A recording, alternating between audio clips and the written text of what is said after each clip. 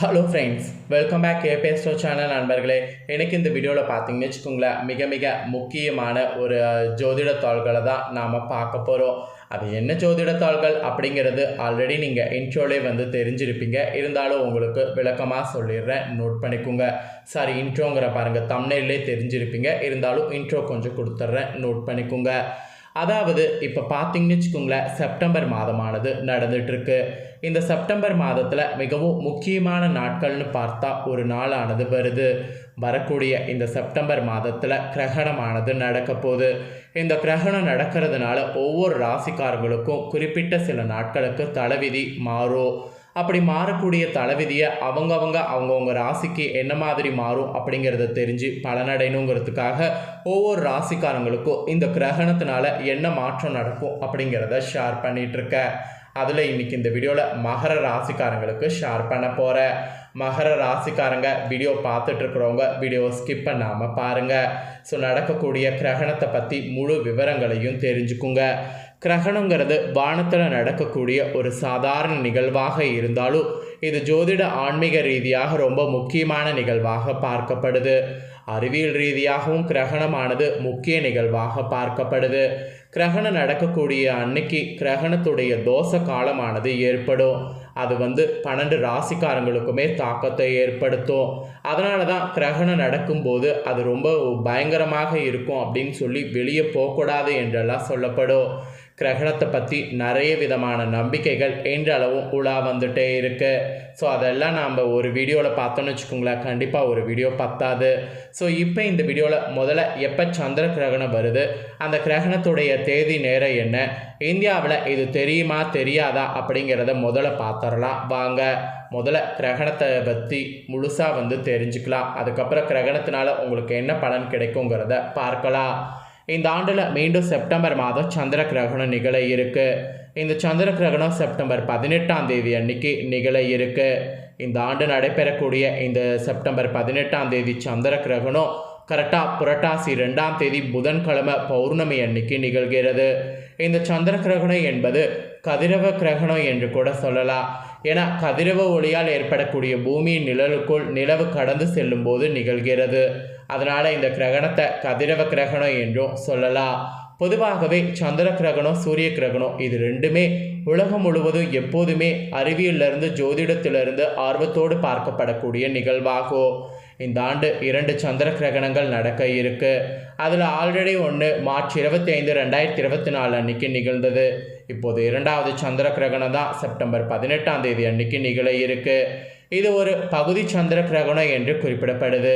இது உலகில் பல பகுதிகளில் தெரியும் என்றும் குறிப்பிடப்படுது. இவ்வளோ நேரம் கிரகணம் நடக்கக்கூடிய தேதியை பார்த்துட்டோம்.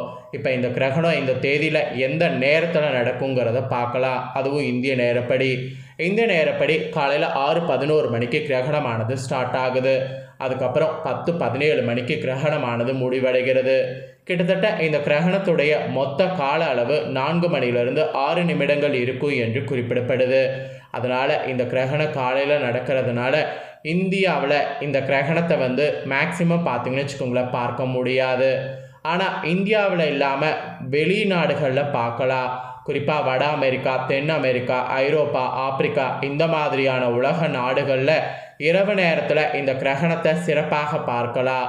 இந்தியாவில் இந்த கிரகணம் நடக்கிறது மேக்சிமம் பார்த்திங்கன்னு வச்சுக்கோங்களேன் தெரியாது. அப்படியே ஒரு சில மாநிலங்களில் தெரிந்தாலும் அது பெணுபிரல் கட்டம் மட்டும் தெரியும். அது எந்தெந்த மாநிலங்கள்னு பார்த்திங்கன்னா ராஜஸ்தான், குஜராத், பஞ்சாப், ஜம்மு காஷ்மீர், ஹரியானா, மகாராஷ்டிரா, கர்நாடகா இந்த மாதிரியான மாநிலங்களில் பெணுபிரல் கட்டத்தை மட்டும் பார்க்கலாம். ஆக மொத்தம் கிரகணம் நடக்கிறத பற்றி முழு விவரங்களையும் பார்த்துட்டோம். இப்போ இந்த கிரகணத்தின் போது மகர ராசிக்காரங்க கட்டாயம் செய்ய வேண்டிய சில விஷயங்கள் இருக்குது. அது என்னங்கிறத குறிப்பிடுறேன், நோட் பண்ணிக்கோங்க. கிரகணத்தின் போது உணவு மற்றும் தண்ணீரில் தர்பை அல்லது துளசி இலையை போட வேண்டும். காரணம் என்னென்னா கிரகணத்தின் எதிர்மறை தாக்கம் இருக்கும். அதில் அந்த தாக்கம் இதில் ஏற்படாமல் இருக்க இது போடணும்னு சொல்லப்படுது. இது போட்டால் கிரகணத்திற்கு பிறகு இவற்றை நாம் பயன்படுத்தலாம். கிரகண காலத்தில் உங்களுக்கு தெரிஞ்ச சோத்திரங்களை சொல்லி வழிபாடு செய்யணும். இதனால் கிடைக்கக்கூடிய பலன் பல மடங்காகும். கிரகணத்தின் போது கடவுள் வழிபாட்டில் அதிகபட்ச நேரத்தை செலவிடணும். ஏன்னா உங்களுக்கு அதில் மட்டும் செலவிட்டிங்கன்னா அதிக நன்மை உண்டாகும். அப்புறம் இன்று சந்திர கிரகணம் முடிந்தவுடன் வெள்ளை பொருட்களை தானம் செய்ய வேண்டும். எந்த வெள்ளை நிறத்தில் இருக்கக்கூடிய பொருட்களையும் தானம் செய்யலாம். அப்படி செய்வதன் மூலம் அசுப பலன்கள் குறையும். அதனால் கிரகணம் முடிந்தவுடன் வெள்ளை நிற பொருட்களை தானம் செய்திடுங்க. இதெல்லாம் கிரகணத்தின் போது கட்டாயம் ஃபாலோ பண்ண வேண்டிய விஷயங்கள் என்று குறிப்பிடப்பட்டிருக்கு. இவ்வளோ நேரம் கிரகணத்தின் போது என்ன செய்யணும் அப்படிங்கிறத பார்த்துட்டோம். இப்போ தான் உங்களுக்கான பலனை பார்க்க போகிறோம். ஸோ கிரகணத்தின் போது உங்களுக்கு என்ன மாதிரி கிரக மாற்றங்கள் ஏற்பட்டிருக்கு, அந்த கிரக மாற்றங்களால் உங்கள் ராசிக்கு என்ன மாதிரியான மாற்றம் ஏற்படும் அப்படிங்கிறத எல்லாம் இப்போ இந்த வீடியோவில் உங்களுக்கு ஷேர் பண்ண போகிறேன். ஸோ தெளிவாக உங்களுக்கான பலனை நோட் பண்ணி இந்த பலன்களுக்கேற்ப நடந்து பலனடைங்க. கிரகணத்தின் போது கிரகநிலைகளை ஆராய்ந்து பார்க்கும் பொழுது உங்கள் ராசியிலே ராசிநாதன் சனி சஞ்சரிக்கிறாரு. ஆனால் வக்ர இயக்கத்தில் இருக்கிறாரு. எனவே ஆரோக்கிய குறைவு உருவாகலாம். அதனால் ஆரோக்கிய விஷயத்தில் கேர்ஃபுல்லாக இருக்கணும். அமைதியான வாழ்க்கையில் மற்றவர்களுடைய குறுக்கீடுகள் வந்தால் மனக்கலக்கத்தை உருவாக்கும். அதனால் மற்றவர்களுடைய விஷயத்தில் குறுக்கிடாமல் இருக்கிறது நல்லது. காரிய தாமதங்களும் கடன் சுமையும் அதிகரிக்கும். அதனால் ரொம்ப கேர்ஃபுல்லாக இருக்க வேண்டியது அவசியம். விலகிய 7.5 சனி மீண்டும் வக்ர இயக்கத்தில் இந்த கிரகணத்திற்கு பிறகு வந்திருக்கிறதுனால எதிலும் விழிப்புணர்ச்சியோடு செயல்பட வேண்டியது இந்த கிரகணத்திற்கு பிறகு அவசியம் என்று உங்களுக்கு எச்சரிக்கையானது விடுக்கப்பட்டிருக்கு. அப்புறம் இந்த கிரகணத்திற்கு பிறகு புரட்டாசி 10ஆம் தேதி கன்னிராசியில் புதன் வக்ரம் பெறாரு. உங்கள் ராசிக்கு 6-9க்கு அதிபதியாக புதன் வராரு. 6க்கு அதிபதி புதன் வக்ரம் பெறுவது ஓரளவு நன்மைதான். உத்தியோகத்தில் எதிர்பார்த்த மாற்றங்கள் உண்டாகும். கடன் சுமை கூடுகிறதே என்று கவலைப்படுற இது உங்களுக்கு மாறும். இடமாற்றம் வீடு மாற்றம் இனிமை தரக்கூடிய விதமாக அமையும். 9க்கு அதிபதியாக புதன் விளங்குறதுனால இந்த வக்ர காலத்தில் கிரகணத்திற்கு பிறகு பெற்றோர் வழியில் சில பிரச்சனைகள் ஏற்பட்டும் அகலும். உத்தியோகத்தில் சக பணியாளர்களால் சில பிரச்சனைகள் உண்டு. ரொம்ப கேர்ஃபுல்லாக உத்தியோகத்தில் இருக்கணும். இதே போல் இந்த கிரகணத்திற்கு பிறகு புரட்டாசி 17ஆம் தேதி அன்னைக்கு துலா ராசிக்கு செவ்வாய் வராரு. உங்கள் ராசிக்கு 4-11 ஆகிய இடங்களுக்கு அதிபதியாக இருக்கிறவர் செவ்வாய். அவர் 10வது இடத்துல சஞ்சரிக்கிறது இந்த கிரகணத்திற்கு பிறகு தொழில்ஸ்தானம் உங்களுக்கு வலுவடைகிறது. எனவே தொழில் முன்னேற்றமானது ஏற்படும். எதிர்பார்த்தபடியே லாபமானது கிடைக்கும். புதிய ஒப்பந்தங்கள் உங்களுக்கு வந்து சேர்ந்து பொருளாதார நிலை நீங்கள் எதிர்பார்க்காத அளவுக்கு உயர வழிவகுக்கும். இடம் பூமி வாங்கக்கூடிய யோகம் உண்டு. வாங்கிய இடத்தில் வீடு கட்ட எப்பொழுது நல்ல நேரம் வரும் என்று காத்திருக்கிறீங்கள, அதுக்கான தாள்கள் இந்த கிரகணத்திற்கு பிறகு உங்களுக்கு கிடைக்கும். தாய்வழி ஆதரவு உண்டு. சனியின் வகர நிவர்த்தி ஆகிறது இந்த கிரகணத்திற்கு பிறகு எதையும் துணிந்து செய்வதற்கு உங்களுக்கு ஆற்றலை கொடுக்கும். ஆக மொத்தம் உங்களுக்கு இந்த கிரகணத்திற்கு பிறகு ஏற்றமும் இருக்குது இறக்கமும் இருக்குது. கிரகணத்திற்கு பிறகு புரட்டாசி 28ஆம் தேதி பார்த்தீங்கன்னு வச்சுக்கோங்களேன், துலா ராசிக்கு புதன் வராரு. அப்போது உங்கள் ராசிக்கு 9வது இடத்துக்கு அதிபதி புதன் 10வது இடத்துக்கு வரும்பொழுது தொழில் முன்னேற்றம் உண்டாகும். தொழிலை விரிவு செய்ய எடுக்கக்கூடிய முயற்சி வெற்றி பெறும். அடிப்படை வசதிகளை பெருக்கிக் கொள்ள முடியும். பிள்ளைகளுடைய எதிர்கால நலன் கருதி எடுக்கக்கூடிய முயற்சி பலன் தரும். மாமன் மைந்துணர் வழியில் நடைபெற இருக்கக்கூடிய மங்கள நிகழ்ச்சிகளை முன்னின்று நடத்தி வைப்பீங்க. சேமிப்பு உயரும். ஆக மொத்தம் இந்த கிரகணத்திற்கு பிறகு பொது வாழ்வில் கூட உள்ளவர்களுக்கு போட்டிகளுக்கு மத்தியில் முன்னேற்றம் ஏற்படும்.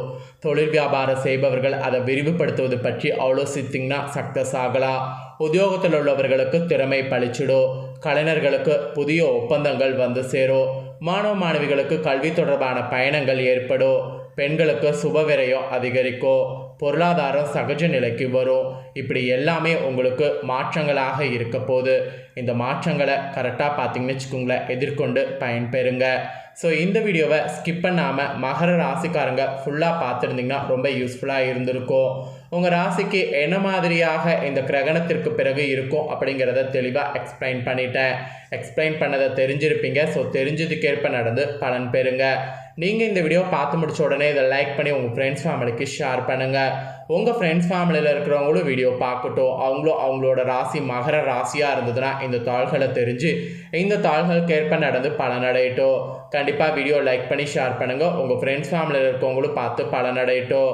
மேலும் இதே போல் புதிய அப்டேட்டான நிறைய வீடியோ நம்ம சேனலில் போடப்படும். அதை எல்லாத்தையுமே உடனுக்குடனே தெரிந்து கொள்ள மறக்காமல் நம்ம சேனலை சப்ஸ்கிரைப் பண்ணுங்கள்.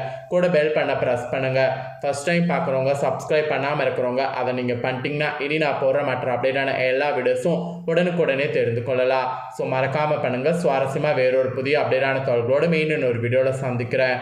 தேங்க்யூ.